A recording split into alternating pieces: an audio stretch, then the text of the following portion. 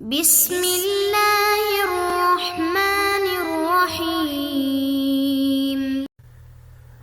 اللهم صل على سيدنا ومولانا محمد افضل صلواتك بعدد معلوماتك وبارك وسلم وصل عليه۔ بسم اللہ الرحمن الرحیم۔ عزیز طلباء کرام،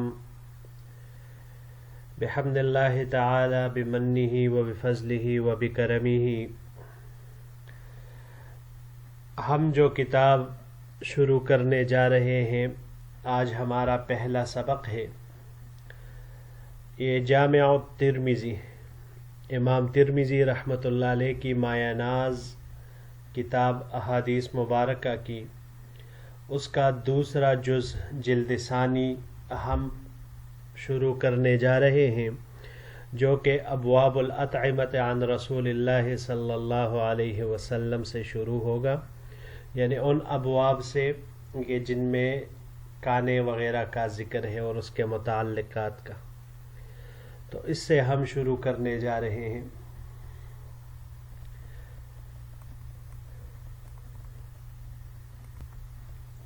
تو یہ چند باتیں ہیں یہاں پر جو ہمارے سامنے رہے تو انشاءاللہ العزیز ہماری بہت کام آئے گی۔ سب سے پہلی بات تو یہ ہے کہ ہمارے بر صغیر پاک و ہند میں سنن ترمذی اس کی 2 جلدیں ہیں، جبکہ عرب میں 4 حصوں میں اس کو تقسیم کیا گیا ہے۔ ہمارے ہاں چونکہ 2 جلدیں چلی آ رہی ہے، پہلی کتاب الطہارت سے لے کر کتاب اللباس تک، جبکہ دوسرا ابواب الاطعمہ سے لے کر شمائل تک، کتاب العلل آخر تک یہ چلتی ہے۔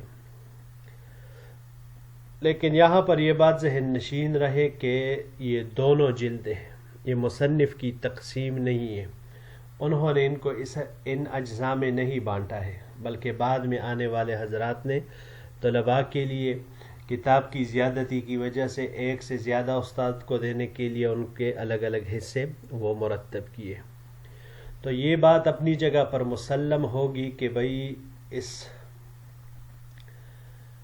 دوسرے جلد کی اہمیت بھی پہلے ہی جلد کی طرح ہوگی، کیونکہ احادیث دونوں میں نفس احادیث ہے۔ جو احادیث مبارکہ حضور صلی اللہ علیہ وسلم کے پہلے جز میں ہم نے پڑھ رہے ہیں اور پڑھیں گے انشاءاللہ العزیز، تو وہی آپ صلی اللہ علیہ وسلم کی دوسری چیزوں کے متعلق آپ صلی اللہ علیہ وسلم کے فرامین مبارکہ ہم یہاں دوسرے جلد میں بھی پڑھیں گے۔ تو اہمیت کے لحاظ سے یہ دونوں اپنی جگہ پر وہ برقرار ہیں۔ ہاں، ہونا یہ چاہیے تھا کہ دوسری جلد کی ابتدا یہ کتاب اللباس سے ہونی چاہیے تھی، لیکن بہرحال وجہ اس کی ہے کہ سورہ اعراف کی آیت اگر ہم لے لیں، آیت نمبر 31، اللہ جل شانہ ارشاد فرماتے ہیں: یا بنی آدم خذوا زینتکم عند کل مسجد وَكُلُوا وَاشْرَبُوا وَلَا تُسْرِفُوا إِنَّهُ لَا يُحِبُّ الْمُسْرِفِينَ۔ اے آدم کی اولاد، تم مسجد کے ہر حاضری پر اپنا لباس پہن لیا کرو۔ تو یہ پہلے ہی سے انہوں نے لباس ذکر، پھر اس کے بعد کھانا، یہ اطعمہ وغیرہ اس کا ذکر وہ بعد میں آ رہا ہے، تو لہٰذا شروع اس سے ہونا چاہیے تھا۔ لیکن بہرحال یہ ہم یہاں سے اسی ترتیب سے پڑھیں گے جو ہمارے ہاں اجزاء چلی آ رہی ہے ابواب الاطعمہ سے، تو اسی حساب سے ہم انشاءاللہ العزیز اس کو پڑھیں گے۔ ہاں، پہلی جلد میں احکام کی روایات، چونکہ اس کا عمل سے قریبی تعلق ہے اور پھر ان میں مجتہدین کے اختلافات بھی ہوئے ہیں، اس لیے ان میں تفصیلات زیادہ ہوتی ہے، دلائل زیادہ ہوتے ہیں، ترجیح دینی ہوتی ہے، ہر ایک کا اپنا وہ دلیل ذکر کرنا ہوتا ہے۔ لیکن جلد ثانی کے احادیث کا تعلق بھی عمل سے ہی ہے، کہ بھائی اس اعتبار سے اگر دیکھا جائے کہ بھائی اس میں تہذیب نفس ہے، اپنی زندگی سنوارنے کے متعلق ہے، تعلیمات اسلامیہ اس کو اخذ کرنا ہے، معاشرتی زندگی سیکھنی ہے، کھانے پینے کے بارے میں جاننا ہے، معاملات کے بارے میں جاننا ہے، تو یہ چیزیں اور بھی اہم ہیں، یہ بھی ضروری ہیں، لیکن اس میں اتنی تفصیل وہ نہیں ہے، اتنے اختلافات وہ نہیں ہے، اتنے اس طرح کے مباحث نہیں ہوتے جس طرح احکام میں ہوتے ہیں۔ بنیادی طور پر اگر ہم دین کا خلاصہ لے لیں تو وہ 5 باتیں ہیں: اعتقادات، عبادات، معاملات، اخلاق اور معاشرت۔ یہ 5 چیزیں ہیں۔ پہلی جلد میں صرف عبادات اور معاملات کا بیان ہوا، جبکہ باقی 3 چیزیں وہ یہاں پر اس جلد میں ہم ذکر کریں گے۔ پھر امام ترمذی رحمۃ اللہ علیہ کی یہ کتاب جامع السنن الترمذی کہلاتی ہے۔ جامع الترمذی، جامع وہ کتاب کہلاتی ہے جس میں 8 طرح کے مضامین پائے جاتے ہیں، جو یہاں میں نے آپ حضرات کے سامنے شعر کی صورت میں لکھ دیے ہیں: سیر، آداب و تفسیر و عقائد، فتن، اشارات و احکام و مناقب۔ تو یہ 8 مضامین امام ترمذی رحمۃ اللہ علیہ کے اس کتاب میں پائی جاتی ہیں۔ ان 8 مضامین میں سے احکام اور سیر، یعنی یہ اور یہ، ان دونوں کا تذکرہ جلد اول میں آیا ہے، جبکہ باقی 6 آداب، تفسیر، عقائد، فتن، اشارات اور مناقب، یہ 6 عناوین ان کا تعلق جلد ثانی کے ساتھ ہے، یہ یہاں پر ہم پڑھیں گے۔ تو بہرحال بات یہی پر ہے کہ جلد ثانی میں تفصیل زیادہ نہیں ہوتی، مختصر طرز پر حدیث کو سمجھ لینا، اس کو اپنے عمل میں لانا، یہ ایک ضروری چیز ہوتی ہے۔ ہاں، ساتھ ساتھ یہ بھی ضروری ہے کہ جو احادیث وہ مختصر ہوتے ہیں اور ہماری زندگی، روزمرہ زندگی میں ہمارے لیے وہ ایک بیش بہا خزانے کے طور پر کام دیتی ہے، تو ان مختصر اور جامع احادیث کو یاد کرنا جو قیمتی نصائح پر مشتمل ہو، ان کو یاد کرنا یہ بھی ایک ضروری اور محتم بشان امر ہے، اور طلبہ دور حدیث کو اس کا بالکل اہتمام کرنا بھی چاہیے۔ پھر یہاں پر اس دوسرے جلد کی ایک خاص بات یہ بھی ذہن میں رکھیں کہ تفسیر سے تعلق رکھنے والی جتنی بھی روایت آپ صلی اللہ علیہ وسلم سے منقول ہیں، وہ امام بخاری، امام ترمذی اور مستدرک حاکم میں منقول ہے۔ امام بخاری رحمہ اللہ نے بخاری شریف میں شرائط کی سختی کی وجہ سے وہاں پر کم روایتیں ذکر کی ہیں۔ مستدرک حاکم وہ پڑھی نہیں جاتی ہماری نصابوں میں، تو صرف یہی ترمذی شریف رہ جاتی ہے جس میں تفسیری روایات کا ایک بہت بڑا حصہ موجود ہے۔ اس وجہ سے بھی اس کو خاص اہتمام کے ساتھ اور خوب توجہ کے ساتھ اس کا پڑھنا یہ ضروری ہے، اور اس کی طرف بھی توجہ وہ دینی چاہیے۔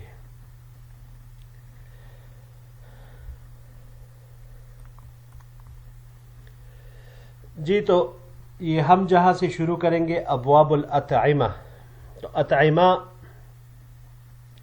یہ بات ذہن میں رکھ کے، یہ طعام کی جمع ہے، طعام، اطعمہ طعام کی جمع ہے۔ تو مطلب یہ ہوا کہ اس باب میں جو بھی چیز خوراک سے متعلق ہوگی، اشیاء خوردنی، اس کا بیان ہوگا۔ خوراک، ہر چیز جو بھی آئے گی وہ اس کے متعلق اس میں بحث ہوگا۔ آپ صلی اللہ علیہ وسلم نے کیا تناول فرمایا، کیسے تناول فرمایا، کس چیز کو پسند کیا، کس چیز کو ناپسند کیا، کس کو حلال قرار دے دیا، کس کو حرام قرار دے دیا، کس کو طبعی ناپسندیدگی کی وجہ سے چھوڑ دیا۔ تو یہ تمام چیزیں اور اس کے متعلقات یہ یہاں پر زیر بحث یہ آئے گی۔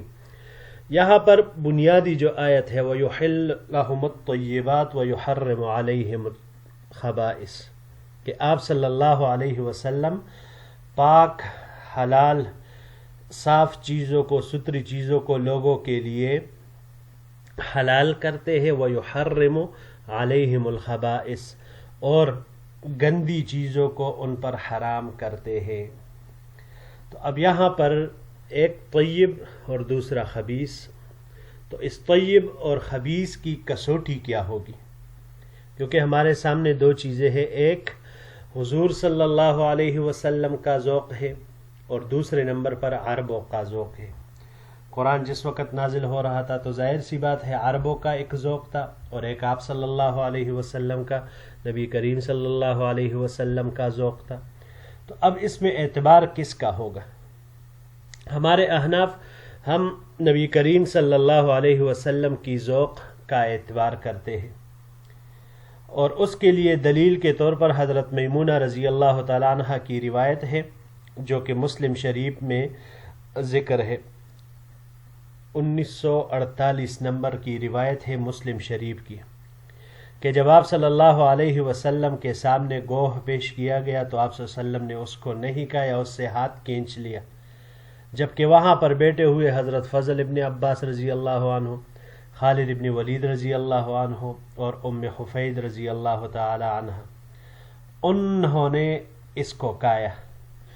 حضرت میمونہ رضی اللہ تعالی عنہ نے فرمایا لا آکل من شیء الا شیء یأکل منہ رسول اللہ صلی اللہ علیہ وسلم، یعنی میں تو وہی چیز ہی کھاؤں گی جو حضور صلی اللہ علیہ وسلم کھائے۔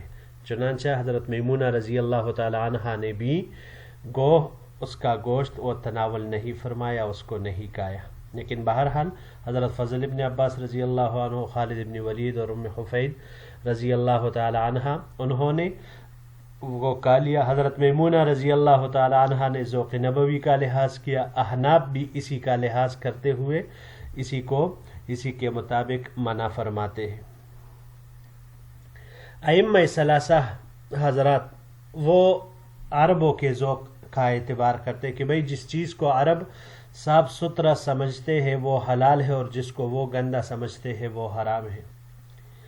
حضرت امام شافعی صاحب رحمۃ اللہ علیہ کے متعلق اگر ہم دیکھیں تو بجو کے متعلق ان کا قول مشہور ہے کہ بھئی چونکہ وہ صفا مروہ میں کثرت سے ملتا ہے، لوگ خریدتے ہیں اور کھاتے ہیں، تو اس وجہ سے وہ حلال ہے۔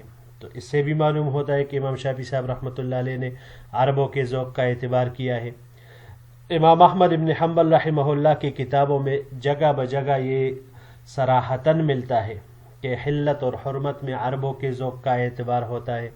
ہمارے امام شاہ ولی اللہ رحمہ اللہ نے بھی اسی کا اعتبار کیا ہے۔ تو بہرحال یہ ایک ایسی بات ہے کہ جس سے بعض حیوانات کی حلت اور حرمت کا فیصلہ کرنے میں اختلاف ہو گیا ہے، لیکن یہ بات ذہن میں رکھے کہ ایک طبعی کراہت ہوتی ہے، طبعی ناپسندیدگی، اور ایک چیز سے گن کرنا ہے یعنی نفرت کرنا۔ تو پہلی چیز یہ طبعی ناپسندیدگی یہ مزاج کا خاصہ ہو سکتا ہے، مگر ثانی کو حلت اور حرمت کا معیار بنانا ہوگا، کیونکہ اگر ایسا نہیں کریں گے پھر تو معیار ہی کوئی باقی نہیں رہے گا۔ مثال کے طور پر میں مثال دیکھ کر سمجھاتا ہوں آپ حضرات کو، نبی کریم صلی اللہ علیہ وسلم نے کبھی بھی خرگوش کا گوشت پسند نہیں کیا، یہ آپ صلی اللہ علیہ وسلم کی طبعی کراہت تھی، اس پر حلت اور حرمت کا مدار نہیں رکھا جائے گا۔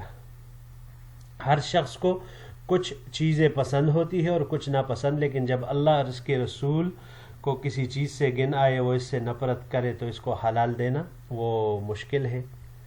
پھر دوسری ہدایت جو کھانے کے سلسلے میں ہے تو وہ قرآن کریم نے دی ہے کہ اسراف سے بچا جائے، ان اللہ لا يحب المسرفین، کھانا اتنا ہی کھانا چاہیے جتنی کی ضرورت ہو، جتنی کی انسان کو طاقت اور قوت کی ضرورت ہو۔ زیادہ پیٹ بھر لینا یہ ایک طرح سے بیماریوں کو دعوت دینا ہوتا ہے، اور یہ حفظان صحت کے اصولوں کے بھی خلاف ہے۔ تو اس وجہ سے اس میں اعتدال سے کام لیتے ہوئے اس کو 3 حصوں میں تقسیم کر دینا چاہیے پیٹ کو، پانی کے لیے، سانس کے لیے اور کھانے کے لیے۔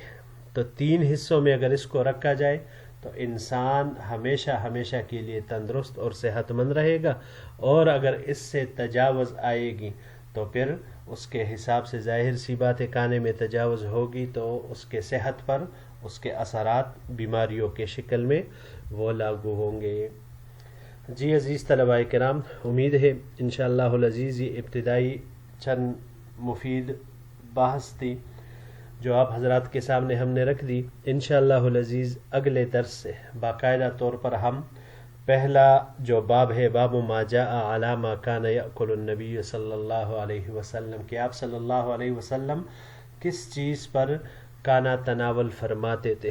تو ابواب الاطعمہ کا پہلا باب انشاءاللہ العزیز اگلے درس سے ہم شروع کریں گے. اللہ جل شانہ ہم سب کو حضور صلی اللہ علیہ وسلم کے تعلیمات اور فرامین مبارکہ پر عمل کرنے کی، ان کو اپنی زندگی میں اپلائی کرنے کی ہمیں پوری طرح توفیق عطا فرمائے. آمین بجاہ النبی الکریم. السلام علیکم ورحمۃ اللہ وبرکاتہ.